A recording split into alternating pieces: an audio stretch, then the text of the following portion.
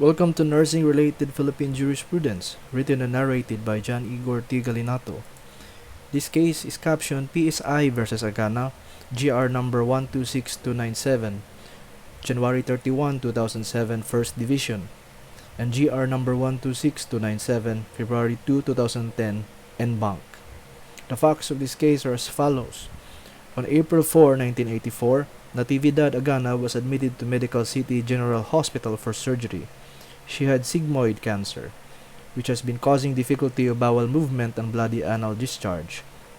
Dr. Ampil, the lead surgeon, performed the anterior resection surgery on her colon. Dr. Fuentes then stepped in to perform the hysterectomy, as there could have been possible metastasis, then left the operating room. When Dr. Ampil was about to close the incision, the attending nurse told the doctor that there were 2 sponges missing. Yet, the doctor took no action and continued closing the incision. The attending nurse documented in the chart, sponge count lacking 2, announced the surgeon search done but to no avail. Continue for closure.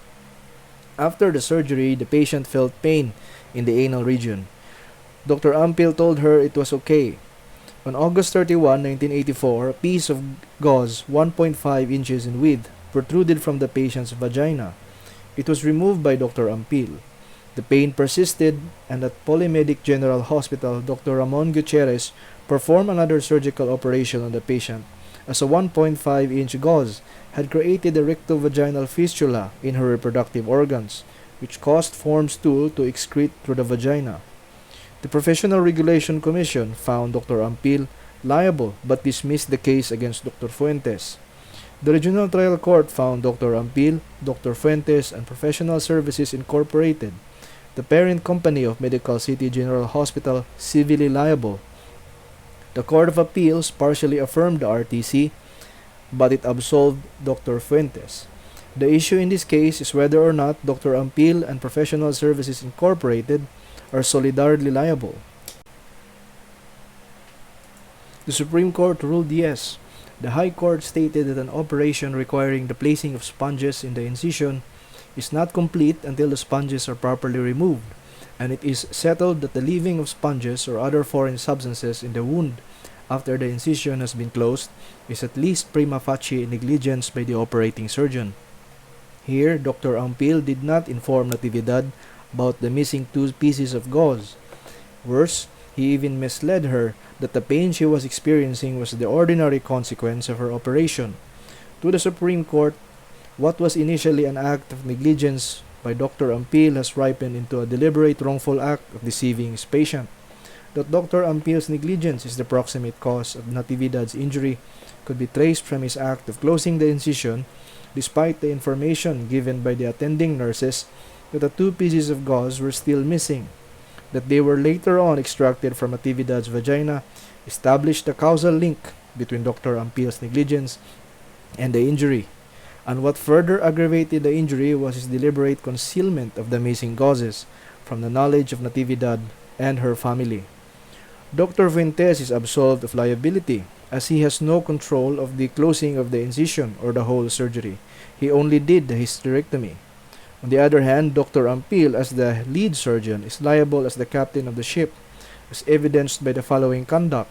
Number 1, calling Dr. Fuentes to perform a hysterectomy. Number 2, examining the work of Dr. Fuentes and finding it in order. Number 3, granting Dr. Fuentes permission to leave.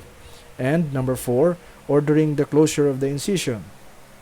To the High Court's mind, it was this act of ordering the closure of the incision, notwithstanding that the 2 pieces of gauze remained unaccounted for, that caused injury to Natividad's body. Clearly, the control and management of the thing which caused the injury was in the hands of Dr. Ampil and not on Dr. Fuentes. Professional Services Incorporated is also liable.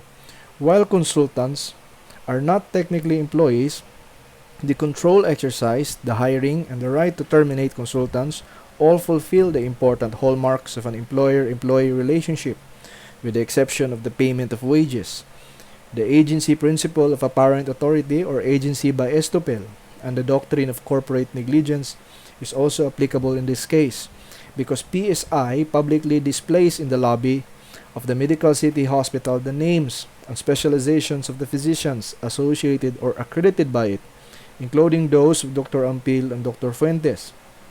PSI is now stopped from passing all the blame to the physicians whose names it proudly paraded in the public directory, leading to the public to believe that it vouched for their skill and competence. PSI's liability is traceable to its failure to conduct an investigation of the matter reported in the nota bene of the account nurse. Such failure established PSI's part in the dark conspiracy of silence and concealment about the causes.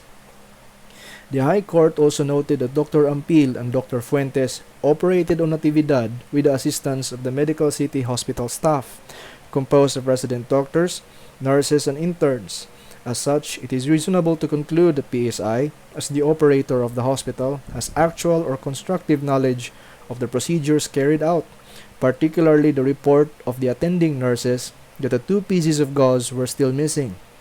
The failure of PSI, despite the attending nurse's report, to investigate and inform Natividad regarding the missing gauzes amounts to callous negligence. Not only did PSI breach its duties to oversee and supervise all persons who practice medicine within its walls, it also failed to take an active step in fixing the negligence committed. This renders PSI not only vicariously liable for the negligence of Dr. Ampil under Article 2180 of the Civil Code, but also directly liable for its own negligence under Article 2176. The case dragged on for 26 years.